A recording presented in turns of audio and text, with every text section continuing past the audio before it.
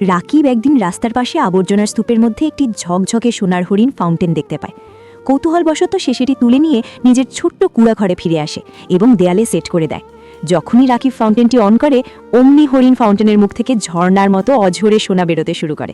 রাকিব অবাক হয়ে যায় এবং খুশিতে আত্মহারা হয়।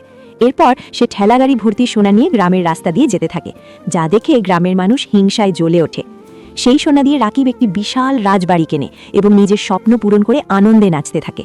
সে আবারও ফাউন্টেন থেকে প্রচুর সোনা বের করে এবং সেটা বিক্রি করে সেই টাকা গ্রামের গরিব মানুষের মধ্যে বিলিয়ে দেয়। এই পুরো বিষয়টি একজন মহিলা আড়াল থেকে লক্ষ্য করছিল। সে জানালার ফাঁক দিয়ে দেখে যে ফাউন্টেনটি কিভাবে সোনা দিচ্ছে। সে ফাউন্টেনটি চুরি করার পরিকল্পনা করে। রাতে রাকিব যখন গভীর ঘুমে আচ্ছন্ন, তখন মহিলা চুপি চুপি ঘরে ঢুকে হরিণ ফাউন্টেনটি খুলে নিয়ে পালিয়ে যায়।